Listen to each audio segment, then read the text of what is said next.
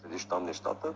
Бях казал снощи само, че като цяло в дългосрочен план преди биткоина златото си поддържа нали, някакви нива и се качва, дори и да пада, пак се качва като биткоина. Нещо подобно, само че на хиляди години.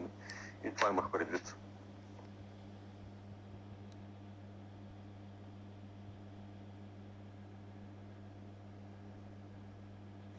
Так му гледам новини, че свърших преди малко работа.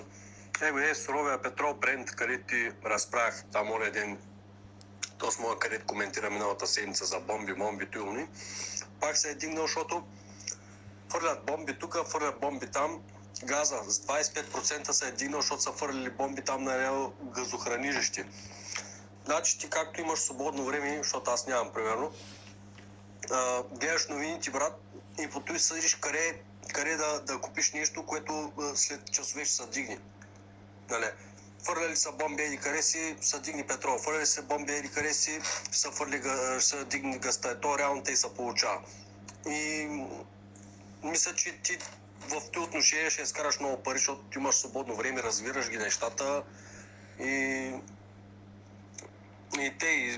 той суровия петрол тип Брент.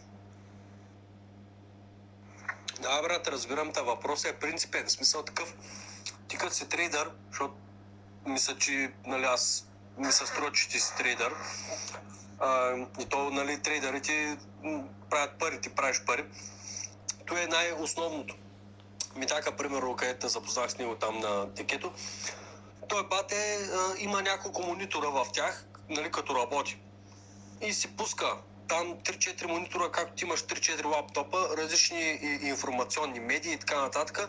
Следи ги всичките, когато реши да работи и да залага, нали, да прави някакви сделки. И гледа, нали, как се случва, нали, нещата. И съответно, като се случи нещо, той знае, нали, той всеки знае, то няма как, не сме прости хора. Като падне бомба, нали, в нефтено хранилище, значи се покачи нефта. Като падне бомба в газово хранилище, значи се покажи газа. Значи ти на момента, като видиш, че е паднала бомба по новините, веднага купуваш газ, защото той ще се дигне. И обратното е, някъде като дед викаш, нали, той ще се дигне, нали, ще се такова, като направят някакви мерки от някъде нещо, но и веднага почнеш да продаваш, защото той ще почне да пада в един момент. Той се дига, нали, на момента.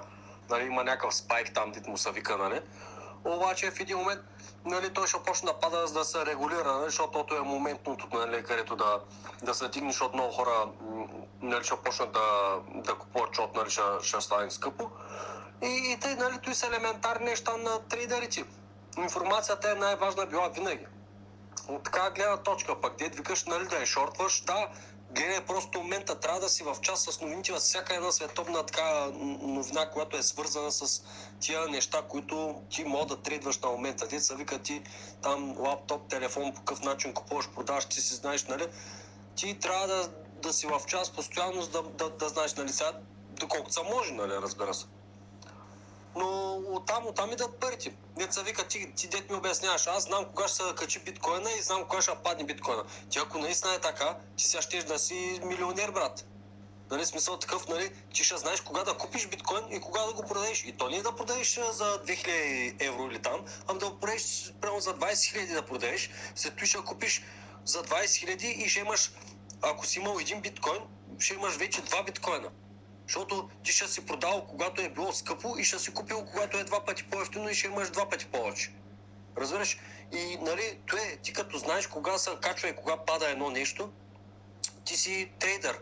Нали, аз ти обяснявах, се опитах, нали, да ти обяснявам днес вечер, не че че не ги разбираш и нещо друго. Аз ако разбирам, нали, не съм сафанал, нали, не са отдава неща.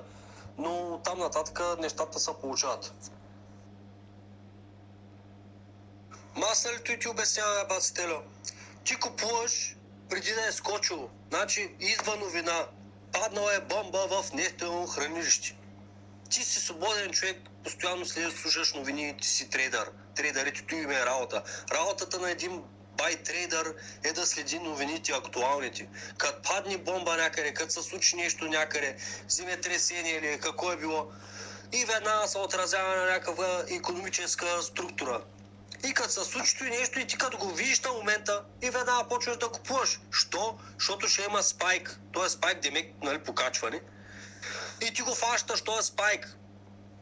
Като тръгне спайка, изчакваш известно време, ти вече се навърбучил с 1000 евра, 10 хиляди, според зависи колко си такова, и почваш да продаваш. То ще падне, то ясно ще падне. То може за часове да станеш, да изкараш 10 хиляди евра. После продаваш, нали? Като падне, ти си продал вече. Прибираш, изгъваш си парата. После чакаш нещо друго да се случи. След това, ако искаш шортвай, който си искаш. Няма какви години, какви неща. Аз ти говоря за актуални новини. Нали, Мита като ми обясня. Вика, бате, вика, цялата работа, вика, е да следиш новините. То е основната работа да следиш новините. Ти, ако си мислиш, че мога да предвидиш бъдещето, нали, като Баба Ванга или някой други там, нали, да, ама не, нали. То между другото има и на такива астропрогнози, нали, ама там няма да вкарам още във филма, мога да ти кажа, ама да става въпрос за това, че сега в момента много хора направиха милиони и милиарди за часове. Що? Защото видят, следят, купуват, продават на момента. Както ти за ден вчера си изкарал $160, ами утре изкарай 1600, можеш, имаш възможност. Ти си тренер, ти вече ги разбираш нещата, имаш много повече познания, отколкото си имал вчера и оня ден. И за YouTube е сега, нали, смисъл такъв, като си следиш нещата, брат, сега падат постоянно бомби, война. Нали, ковида мина. Много неща минаха и много неща предстоят. Просто следи нещата и се ориентира от там. Като видиш нещо, което на момента е сега се случило по новините, нали, там някакви Ал Джазира, там какви да са такива моментните новини, където са. Тук паднала бомба, там паднала бомба, аз сега ги виждам с закъснение тези неща. Аз ако не съм бил примерно на работа, съм си вкъщи, имам няколко монитора с няколко различни телевизии, нали, от различни държави, където, нали, бълват новини и в един момент, нали, то докато взе и по официалната телевизия и там по новините до 8 часа, 7 часа, той е станал примерно 5 часа. Докато дойде в 7 часа по новините, той вече се е дигнал няколко пъти. Ти вече си купил, ти трябва да си купил вече, нали, защото да изкараш. И като купиш на Leverage, и брат, то, както е сега, гъста се е дигнал за няколко часа с 25%. На Leverage ти знаеш, че ако си вкарал $1000, ти вече имаш 20-30 хиляди долара, примерно. За часове, за 2-3 часа. Зато и ти говоря, а не за нещо друго. Ти остай ги тези графики с години назад, така нататък. Мани ги тези неща, не ти говоря за това.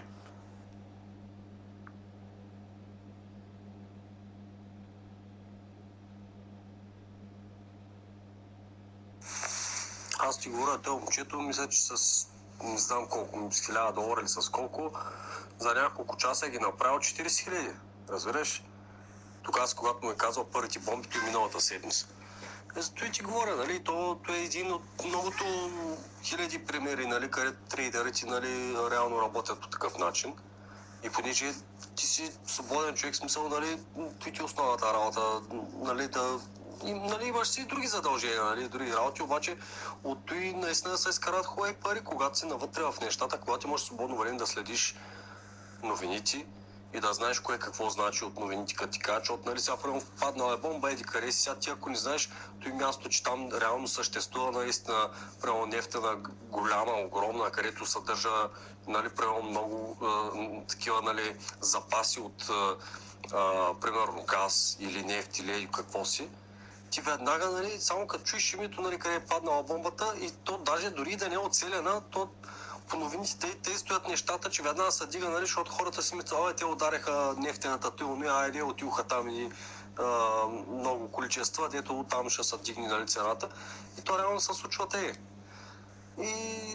И то пак си информация не е лесно, аз знам, нали, много хора, дори най-добрите, нали, постоянно и те, нали, предполагат, нали, то си малко рисково, но като цяло информацията, знанието и да отделяш внимание трябва доста, нали, на новините, за да знаеш, нали, кога, какво да купуваш, какво да продаваш. И те за часове хората правят, нали, вече няколко деца вика за последната седмица-две. Ти мога да направиш, примерно, за последните 2 седмици може да си направил човек 10 то не е залоган как се водиш, нали, че забравих думата. Но реално 10 купония или шортвания или купония за скачане нагоре, където нали, изкараш наистина много хубави пари. Нали, деца вика с $1000, по 30, по 40 да ги направиш. И то за часове.